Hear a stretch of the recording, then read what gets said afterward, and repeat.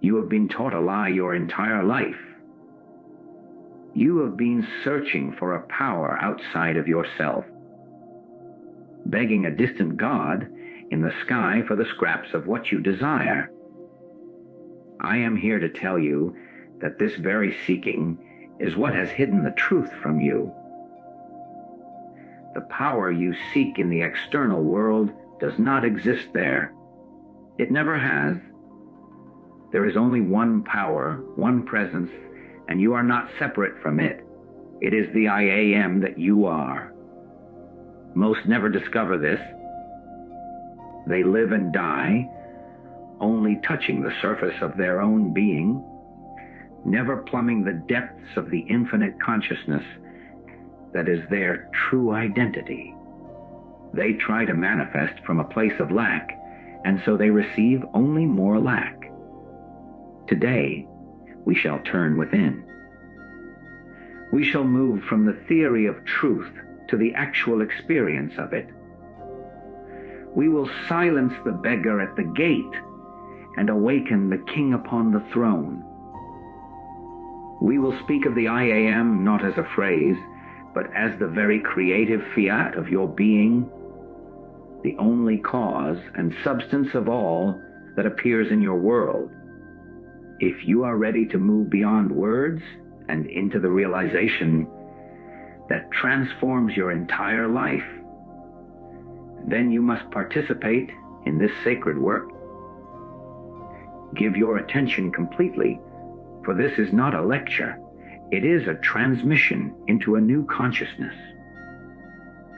To seal this intention in your heart, subscribe to this channel as an act of dedicating yourself to this inner journey, and by commenting with the number 7, the symbol of completion and spiritual fulfillment,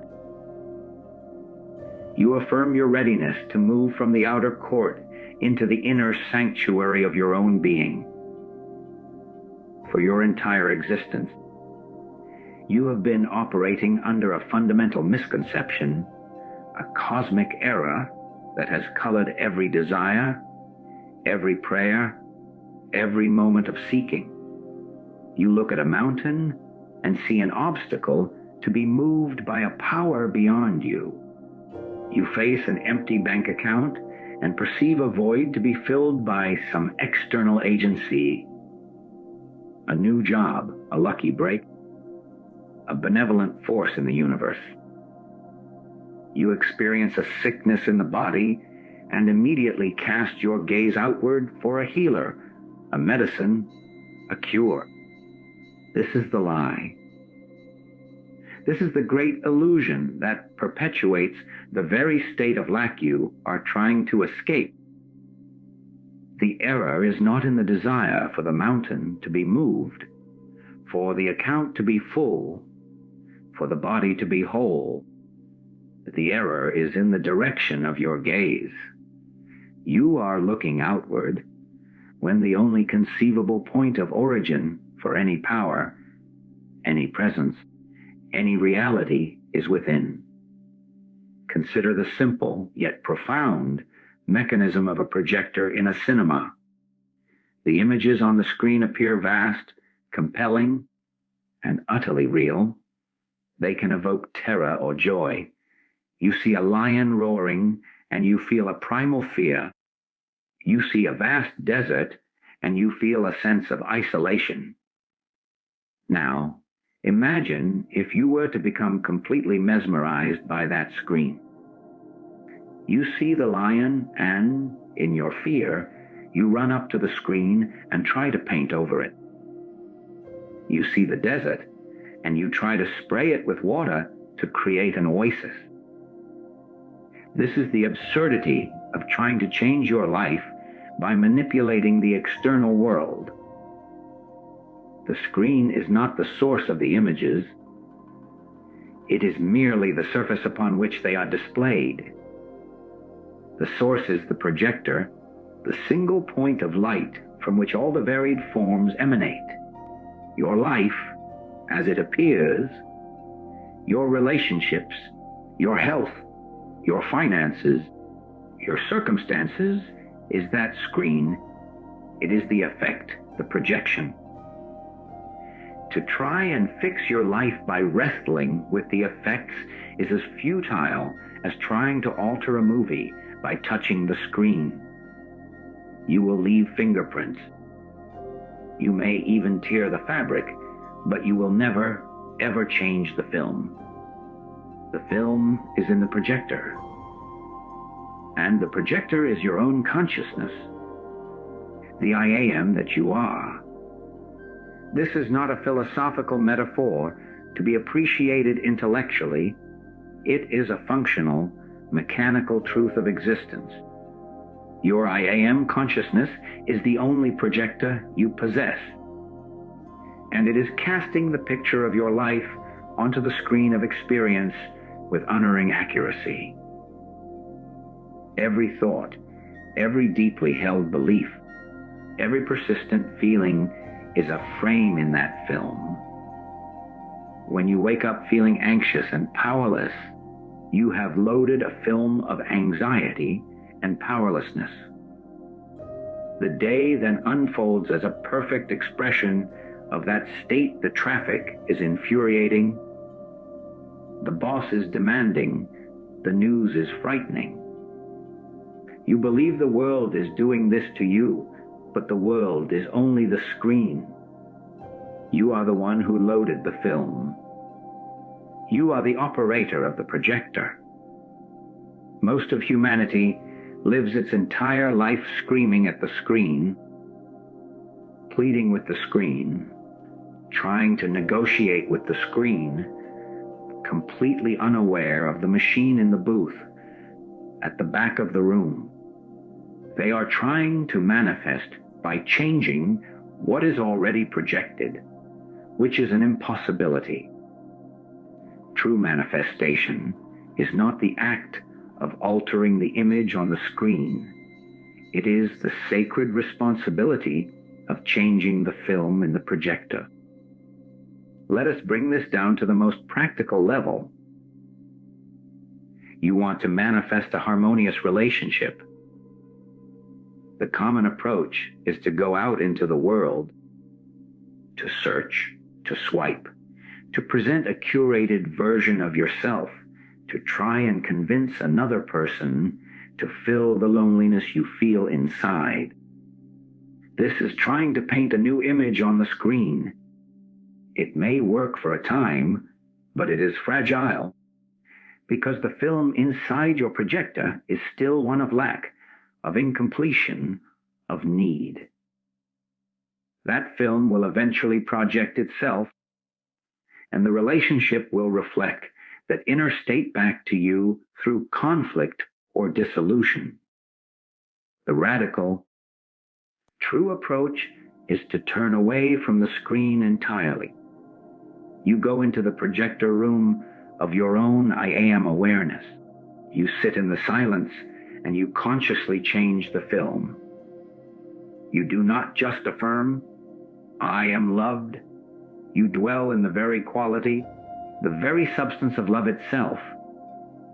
You feel its warmth, its peace, its boundless nature within your own being until that becomes your state of consciousness. You are no longer a person seeking love. You have become the embodiment of love. Then, and only then, will the screen of your life necessarily and effortlessly reflect a reality that is harmonious, loving, and whole. The right person will appear, or the current relationship will transform, not because you fixed the other person, but because you changed the source of the projection. The same principle applies to prosperity. You do not manifest abundance by frantically seeking more money. That is the state of lack, projecting more lack. You manifest abundance by turning within and realizing your identity as the source of all supply. You consciously become the consciousness of abundance. You feel its flow, its infinite nature, its unwavering security. You abide in the feeling of being the open channel for all good. When that state is established, when the film has been changed, the external world has no choice but to reorganize itself around this new central reality. Opportunities you could not have engineered will appear. Synchronicities will occur. This is not magic. It is the immutable law of consciousness expressing itself. The external world is not solid. It is fluid, and it is always a perfect mirror of the internal state. The power you have been seeking in the world of effects is a phantom. The only real power is the I am that you are, and it is from this point of causation that your entire universe springs forth into visible form. To look elsewhere is to remain in the dream, forever a victim of the shadows you yourself are casting. This understanding that your I am is the projector and your world is the screen leads us to the most critical point of your entire spiritual practice. It is the bridge between a fascinating theory and a lived reality that transforms lack into abundance, sickness into health, and confusion into peace. This I am is not a distant concept to be believed in. It is the very cause and substance of all that appears. It is the clay from which your reality is molded and the life that animates it. To believe that your good is something separate from this I am, something you must acquire or attract, is to misunderstand the fundamental nature of existence. There is no other substance. There is no other cause. Think of a wave upon the ocean. The wave has a distinct form. It has a beginning and an end. It can be measured and described. It appears to be a separate entity. But what is the wave made of? It is made of ocean. Its entire being, its very substance, is nothing but the ocean itself. It cannot exist for a single moment apart from the ocean. Its power to rise and fall, its very movement, is the power of the ocean expressing itself as wave. Now consider your individual life. You appear to be a separate entity with a body, a mind, and a personal history. You have a beginning and an end in this form. But what is your essential substance? Just as the wave is 100% ocean, your individual being is 100% the one divine consciousness, the I am. Your thoughts, your feelings, your physical body, the chair you sit on, the money in your bank account, all of it is formed from this one spiritual substance. There is nothing else here. When you desire more money, you are not asking a separate universe to give you a separate object called money. You are, in your ignorance, asking the ocean to give the wave more water. The wave is already made of the very thing it seeks. This is why all manifestation that originates from a sense of lack is self-defeating. You are the substance of your good. To seek it externally is to deny your own nature, and that denial perpetuates the experience of not having. Imagine a master sculptor standing before a magnificent, untouched block of the finest marble. The statue of an angel is within that stone. The sculptor does not go out into the world to find angel and glue it onto the marble. The sculptor's work is one of revelation. With chisel and mallet, he carefully removes everything that is not the angel, trusting that the angel in its complete and perfect form, is already present within the substance. Your I am consciousness is that block of marble. It is not empty. It is infinitely, vibrantly full. It already contains the complete and perfect form of everything you could ever need: wholeness, abundance, love, peace. Your work is not one of acquisition, but of revelation. You reveal harmony in your relationships by chipping away the mental blocks of judgment, fear, and resentment that obscure the harmony already established in your consciousness. You reveal financial freedom by removing the beliefs in limitation and separation that hide the infinite substance you already are. Let us make this intensely practical. You sit down to pay your bills, and a feeling of dread and anxiety arises. The common, untrained reaction is to stare at the numbers on the paper, the effect, and feel powerless. You are looking at the screen and being terrified by the image. The spiritual approach, the approach that works, is to instantly turn your gaze away from the numbers and inward to the I am. You must recognize that the feeling of dread is not caused by the bills. The bills are the projection of a deeper state of consciousness that believes in lack and separation. So you close your eyes. You become still. You acknowledge, this feeling of fear is not the truth of me. My reality is I am. You do not fight the fear. You look past it to the substance of your being. You abide in the awareness that you are one with the infinite source of all supply. You are the marble, and abundance is your innate nature. You persist in this until a shift occurs, until a sense of peace or even neutrality replaces the anxiety. In that moment, you have not changed the bills, but you have changed the projector. You have shifted your consciousness from lack to oneness. The bills may still need to be paid, but you now operate from a state of power and presence, and from that state, right action will flow, and new financial avenues will appear on your screen because the film has been changed. This principle applies to the body. A physical pain appears.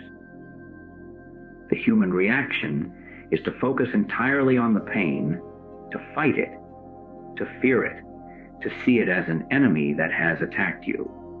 But what is the body made of? It is formed from your consciousness, your I am.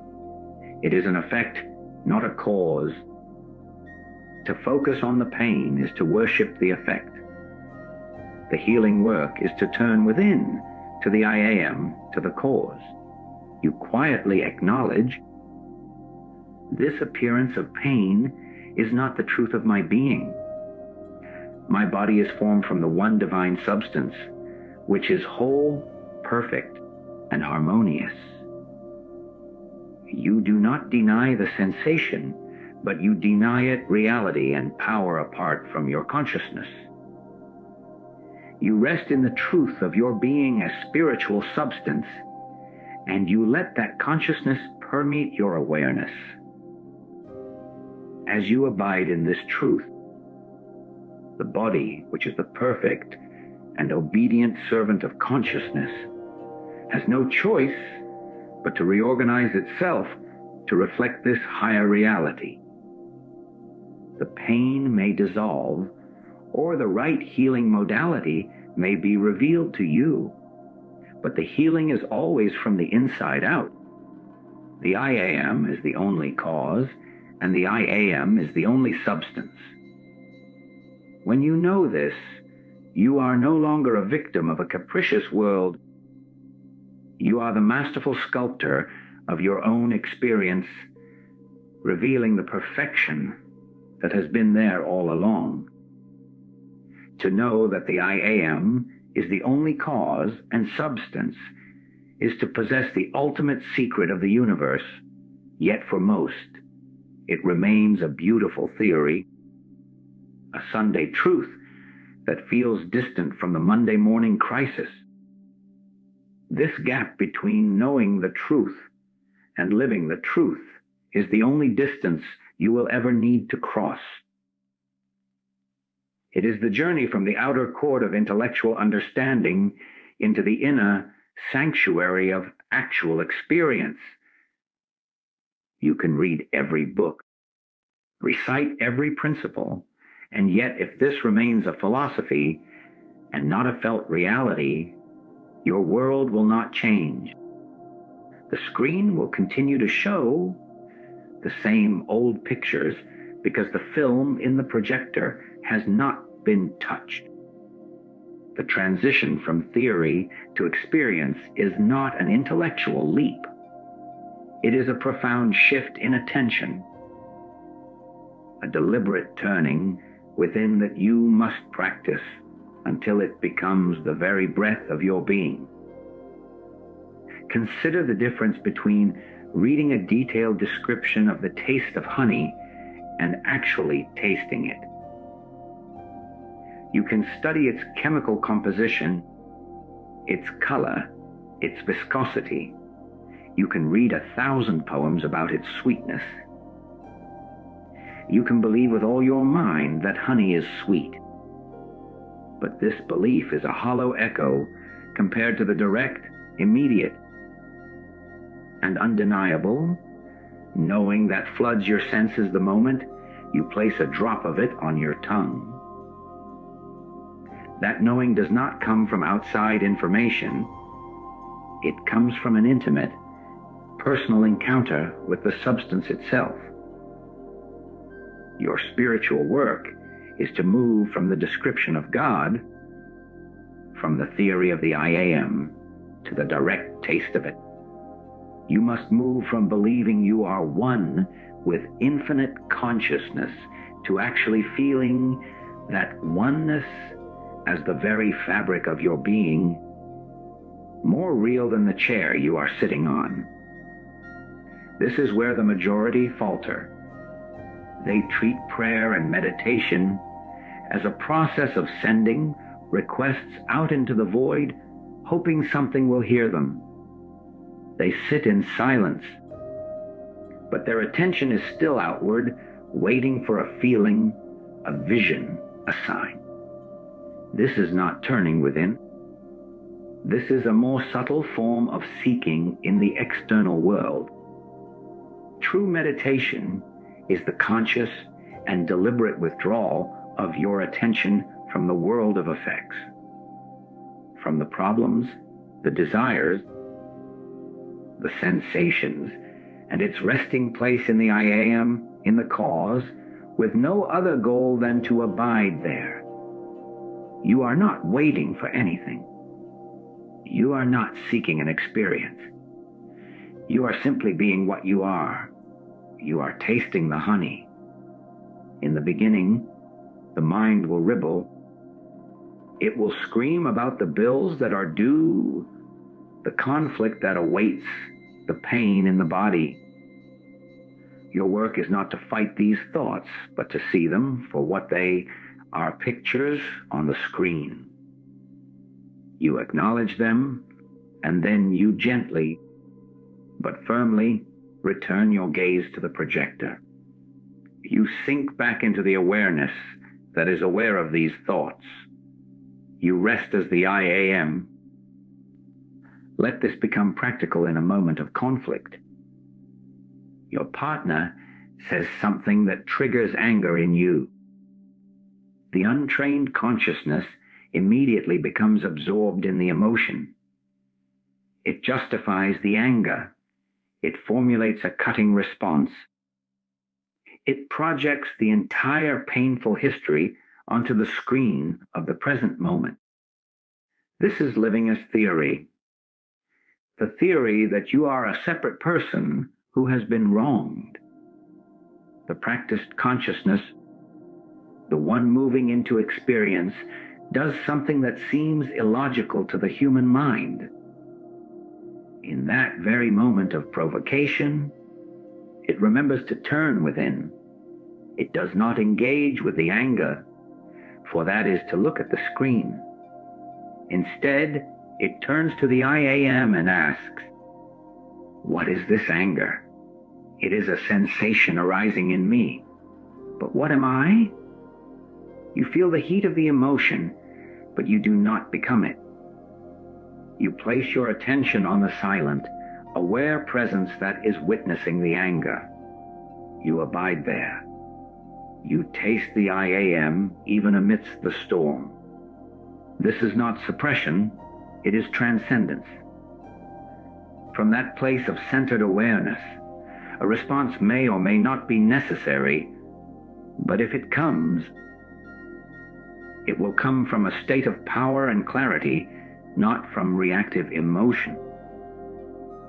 The conflict on the screen will lose its power because you have disconnected from it and connected to the cause. This is the great art. It is the moment, by moment practice of dying to the outer and being reborn to the inner. You are not trying to make something happen. You are letting something be revealed. When you are worried about a future event, you do not try to mentally solve all the potential problems. You turn within and feel the substance of peace that is your true nature. You become peace. When you feel a lack of energy, you do not immediately reach for a stimulant. You turn within and contact the infinite wellspring of life that is the I am. You become vitality. This is the sacred shift. It is the difference between a life lived as a puppet on the strings of external circumstances and a life lived as the masterful puppeteer, knowing that all the strings originate within your own hand. The world will continue to present its pictures, but you will no longer be mesmerized by them. You will know yourself as the light in the projector, the silent, causeless cause, and in that knowing, you will find a freedom that no circumstance, no person, and no event can ever take from you. The moment you begin to taste this inner experience, a profound shift in identity must occur. You can no longer afford to see yourself as the beggar at the gate, pleading with a capricious universe for scraps of good fortune. That identity is the very core of the lie. The beggar is the one who looks at the screen and believes. He has no power over the images. The king, however, knows a different truth. He knows he is the source of the projection. He knows the entire kingdom.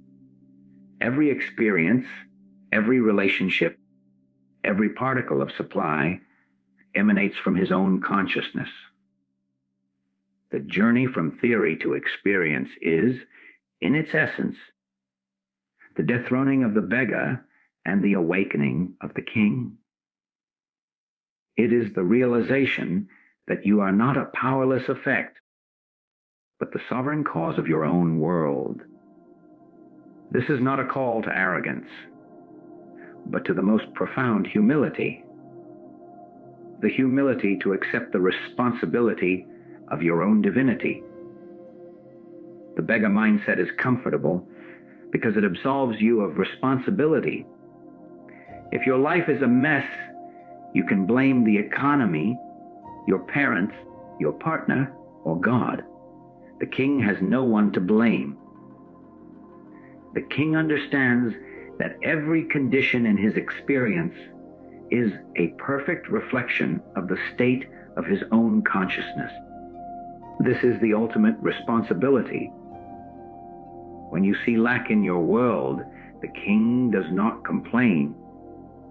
He turns within to the I am and establishes his consciousness as infinite supply. When you see discord, the king does not engage in the conflict.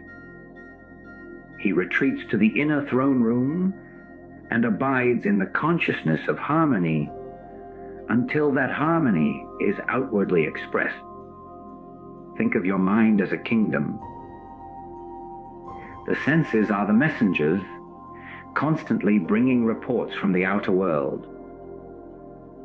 The thoughts and emotions are the various courtiers and advisors, each vying for your attention, each claiming their perspective is the truth. The beggar, who believes he is these reports and these emotions, is tossed about by every piece of news. A negative report from the senses sends him into a panic. A fearful thought from an advisor paralyzes him. He is a victim of his own court. The awakened king, however, sits upon the throne of the I am. He receives the reports from the senses and the petitions from his thoughts, but he is not identified with them. He listens, he observes, but he makes his decrees from a place of silent, sovereign knowing. He does not deny the appearance of lack, but he decrees abundance from the substance of his being. He does not deny the appearance of sickness, but he decrees wholeness. His decree is not a hopeful wish, it is the authoritative command of consciousness, which then reorganizes the entire kingdom to reflect its edict. Let this become practical in your daily life. You wake up in the morning with a feeling of dread, a vague anxiety about the day ahead. The beggar consciousness immediately owns this feeling. It says, I am anxious. This is going to be a terrible day. It then spends the entire day seeking confirmation of this belief, and of course, it finds it. The traffic is terrible, the work is overwhelming, everything goes wrong. The king, upon feeling that same initial wave of anxiety, does not claim it as his identity. From the throne of the I am, he observes the feeling. He acknowledges, there is a sensation of anxiety presenting itself in my kingdom. He does not fight it or flee from it. He simply sits in his sovereignty and, from that place of power, makes a silent decree. My being is peace. I am the consciousness of harmony and order. He then abides in that truth. He feels the substance of peace. He may not feel an immediate emotional shift, but he remains steadfast on the throne, refusing to be dethroned by a passing feeling. As he holds to this inner state, the outer world has no choice but to conform. The day may not become perfect, but he will meet its challenges from a center of power and clarity, and he will find that synchronicities occur. Solutions appear, and the old pattern of a bad day is broken. This is the great inner work. It is the moment-by-moment practice of remembering who you are. When criticism comes, the beggar reacts with defensiveness and pain. The king, knowing his own inherent worth, cannot be touched by external opinion, remains in a state of undisturbed love. When a financial setback occurs, the beggar falls into fear and scarcity. The king, knowing his source is within, uses the event to reaffirm his consciousness of infinite flow and right action. You are not here to become the king. You are here to awaken to the fact that you have always been the king, but you were hypnotized into believing you were a beggar. Every challenge, Every moment of discomfort is now an opportunity to reinforce your sovereignty, to refuse the beggar's rags, and to sit once again upon the throne of the I Am, from which all power and all manifestation effortlessly flow. The entire world, in its frantic activity, is engaged in a single fundamental error. It is trying to manifest from a state of lack.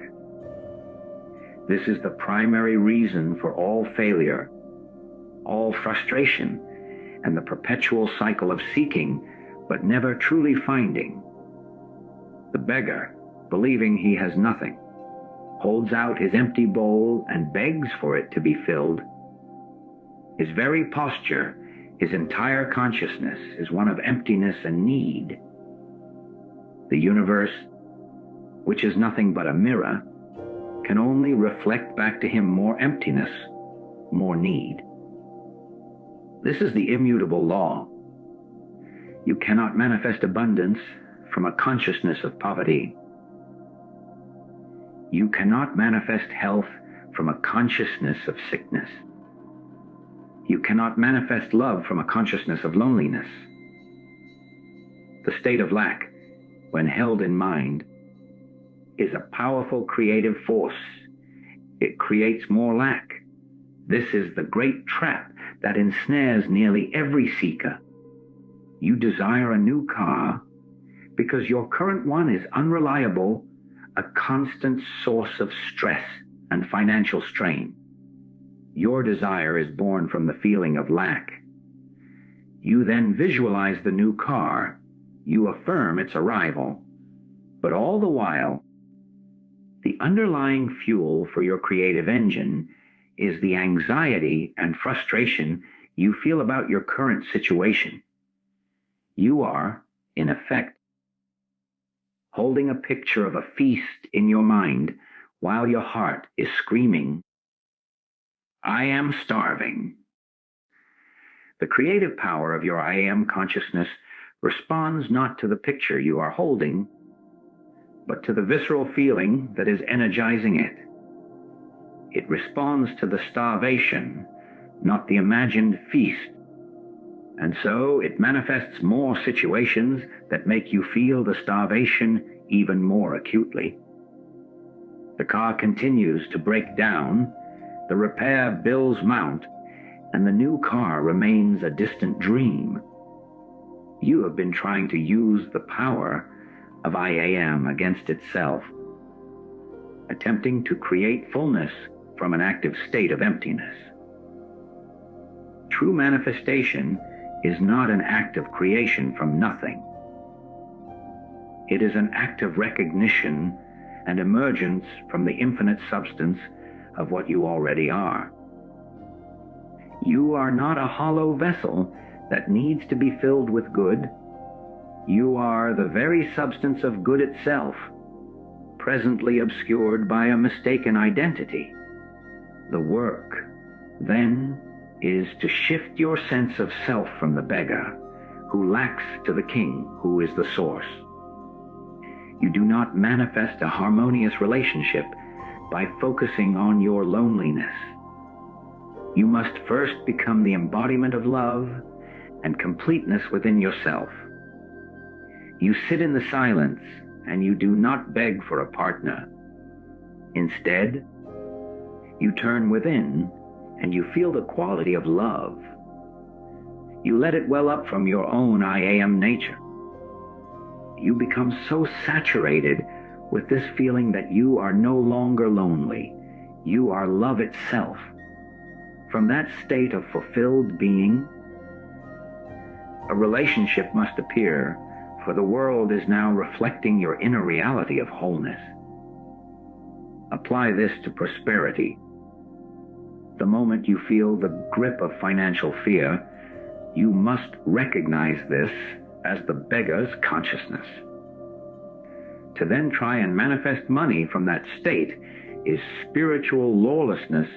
It is trying to make water run uphill. The practice is to stop everything. Close your eyes. Take your attention completely away from the bank statement, the bills, the worrying thoughts. These are all effects, the screaming images on the screen. Your entire focus must now be on changing the film in the projector. You turn to the I am. You consciously affirm and feel, I am infinite supply. I am the open channel for all good. My consciousness is one with the source of all abundance. You do not do this to manipulate God into giving you money. You do this to realign your identity with the truth of your being. You are not trying to get something. You are realizing what you already are. You persist in this until a feeling of sufficiency, of trust, of quiet power begins to replace the fear. This shift in consciousness is the only creative act. From this state of inner abundance, right ideas will come to you. Opportunities will present themselves. Unexpected funds may arrive. The outer world must and will conform to the inner foundation you have established. This is the sacred science of manifestation. It demands absolute honesty. You must monitor your inner state relentlessly. Are you feeling from lack or from fulfillment? Are you acting as the beggar or as the king? Every prayer, every meditation, every spiritual practice that is fueled by a sense of need is reinforcing the very condition you wish to overcome.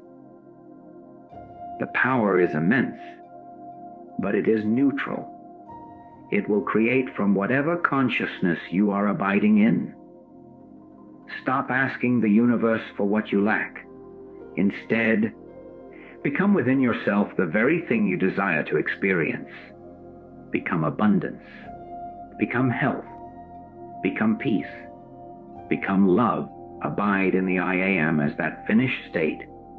Then, and only then, will you watch as the entire universe conspires to objectify the king you have awakened to within, and the beggar you once thought you will be seen as nothing more than a forgotten dream.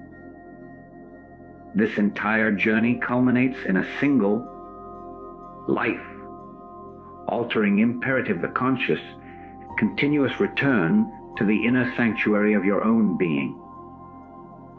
This is not a technique to be practiced for 15 minutes each morning, only to be abandoned for the rest of the day to the rule of the outer world. That would be like the king ascending his throne for a brief audience, only to immediately step down and become a beggar in his own streets for the remaining 23 hours. The final key, the master key that unlocks the permanent state of the king, is the unbroken abiding in the I am, the making of your every moment, your every thought, and your every breath an ongoing inner realization. This is the call to live from the cause, not just visit it occasionally. The world is a powerful hypnotist. Its images are compelling, its sounds are deafening, and its demands feel urgent. It is designed to pull your attention outward, to make you forget the projector and become completely absorbed in the drama on the screen. Your spiritual work is to develop a profound inner vigilance, a watchfulness that notices the very instant your attention is being seduced by the effects. This is not a fight against the world. It is a gentle, persistent reorientation of your own awareness. You are walking through the marketplace, and the sights and sounds are vibrant. The old consciousness would lose itself in them, becoming a mere consumer of experiences. The new consciousness walks through that same marketplace, fully aware of the sights and sounds, but simultaneously anchored in the silent, unchanging I am that is perceiving it all. The world is happening, but you are not lost in it. You are the awareness behind the experience. Let this become as natural as the background rhythm of your own heartbeat. You are in a stressful business meeting. Voices are raised, pressure is applied. The old you would have been completely drawn into the conflict. Your heart racing, your mind reactive, your identity fused with the role of the defensive or aggressive executive. The call to inner realization sounds not as a loud gong, but as a gentle whisper in the midst of the storm. In that moment, you consciously take a breath, and in that breath, you remember. You remember that you are not the executive, you are not the defender of a position, you are not the victim of another's anger. You are the I am, the silent witness, the kingly presence. You do this without leaving the room or even changing your expression. From that re-established center, you respond. Your words may be the same, but they will carry a different power. A power that comes not from emotion, but from a depth of being that can calm storms and introduce a higher order into chaos. This is the practice when you are alone, and the ghosts of past mistakes or future fears arise to torment you. The untrained mind falls into the movie, reliving the pain or pre-living the anxiety. The call is to realize that these thoughts are not you. They are merely clouds passing through the vast sky of your I am consciousness. You do not fight the clouds. You simply acknowledge them, and then rest your attention back on the sky itself. The boundless aware, peaceful presence that you are not trying to stop the thoughts. You are shifting your identity from the content of the thought to the context of awareness in which the thought appears. This is the most profound healing, for it disentangles you from the entire painful narrative of a personal life and establishes you in the impersonal, eternal now. This continuous return is the sacred act that transmutes every mundane activity into a spiritual practice. Washing the dishes, you can feel the I am feeling the warmth of the water. Driving the car, you can abide as the I am, aware of the road, the other cars, the sky ahead. There is no situation too trivial, no moment too insignificant to be made holy by this inner orientation. The goal is to wear your outer life as a loose garment, to be fully engaged in the human experience, while never, for 1 second, forgetting the divine consciousness that is having the experience. This is not a withdrawal from life. It is the ultimate engagement with it, from its one and only source. The power you have sought in special places, in sacred texts, in gurus and teachers, is waiting for you in the most obvious place of all, in the simple, ever present awareness that is reading these words right now. To make this your permanent abode is to end the search, for you will have found yourself, and in that finding, you will have discovered the source of all that is, was, or ever can be.